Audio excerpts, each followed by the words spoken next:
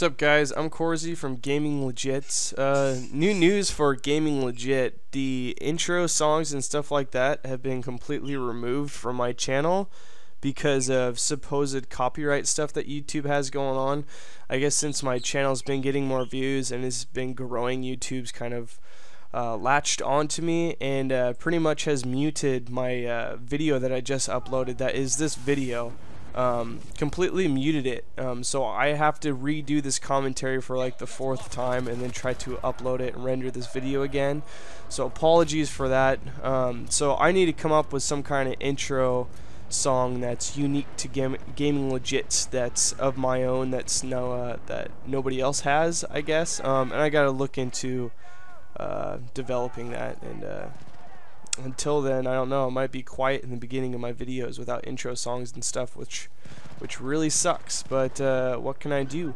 YouTube attacked me. Okay, going straight into this game, you saw the strat in the beginning and who the shout out was and the text that applied to the shout out.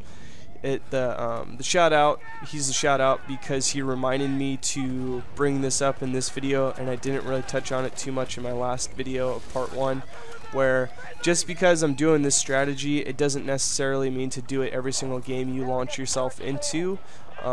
My suggestion is analyze how your team is playing, what's going on during the game, and if your team is doing as well as mine is, with Ben the Magnificent in my squad and 3 other people,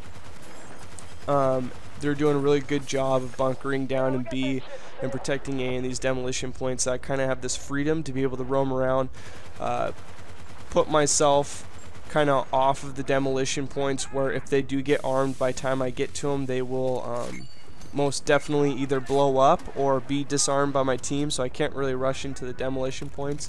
That's not really the strategy that I'm using as a defensive player on my team as far as these videos go, but at the same time, you really got to not be a noob and analyze what your team is doing. He brought up Alan Palem, or however you pronounce his name, brought up a good comment in that there's been several games that I've played where you have an entire team doing what I'm doing, and it can be super freaking annoying, and it can piss you right off. So if you see that the rest of your team is doing what I'm doing, that's why we call them noobs, is because people in this game sometimes can't, you know, look at what the rest of your team is doing, okay, and going, okay, my team's doing this, so I should be over here. Like, they can't make that simple analysis, and so therefore you lose games because your team's not where it's supposed to be, or positioning themselves based on where the rest of your team is. So I just wanted to, I guess, quote rant in the very beginning of this video, because I don't want you guys taking this and doing this every single game. You got to analyze what the rest of your team is doing and base your decisions on that. That's all I'm going to say about that. Turrets in this game is right off the start. You saw me get into this turrets. I mowed down those 2 trees to my left. That's to increase my visibility, and that goes into this visibility discussion I want to talk about. You want to increase your visibility as a defensive team.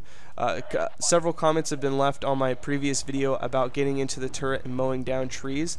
That is 100% accurate. You guys want to be doing that. When you get into these turrets, you destroy the tree line, and that way you can see that offensive team making their approach to these demolition points. However, I don't exhibit that in this video because I was kind of trying to be somewhat stealthy in this turret in the back corner, because not too many people get on this turret in the back corner.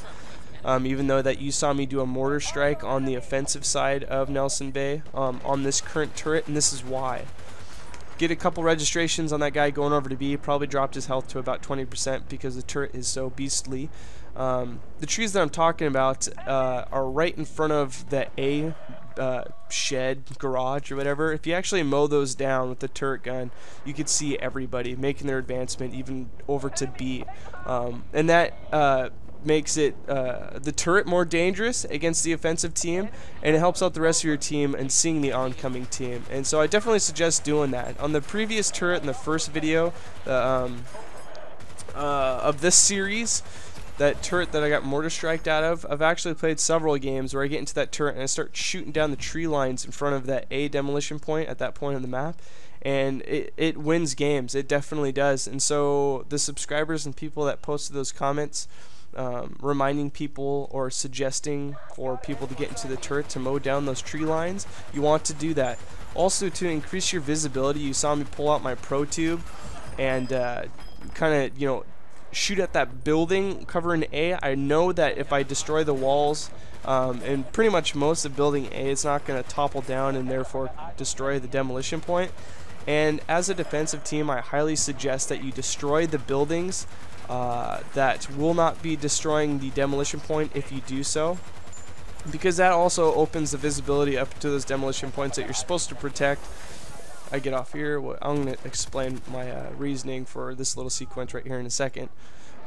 So I destroy the walls to A, so that way also while I'm on the turret, it increases my threat level for the offensive team. Now I can look straight into A and put a turret fire down onto people trying to arm the demolition point. What you saw me doing and what I just quoted and said I was going to talk about was me being on this turret, and I had like 3 or 4, maybe 5 guys attacking me, and one of them got away and he was making his way over to the left side, and I mentally timed and mapped how long it was going to take to be able to get over to me, and so I knew I had the safety of being able to get those last couple kills. Then I pulled off the turret, looked over to my left, finished him off with M16 hip fire, then got back onto the turret. That's just one of those in-game senses you develop over time, being able to mentally time how long someone takes to get over to your position. Once you see them, you kind of can like mentally see like every step he takes and like time it out. In-game sense, it's good. Get killed by the M95. I keep on hearing there's going to be a patch coming out Wednesday, which might be when you guys end up seeing this video because I have to re-render it. It's going to be interesting to hop on and play this game with the changes and, you know, some of the stuff they're nerfing, and the patch is going to fix some of the server issues because the servers have been just absolutely crap recently, just absolutely ridiculous. I haven't played this game for several weeks. I hopped on the other day and I was playing with one of my subscribers, Naked Cups, and I could not stand it. It was absolutely disgusting. The servers were just terrible yesterday. But yeah, hopefully the patch will fix that. Remember guys, you need to spread the word and talk about Gaming Legit.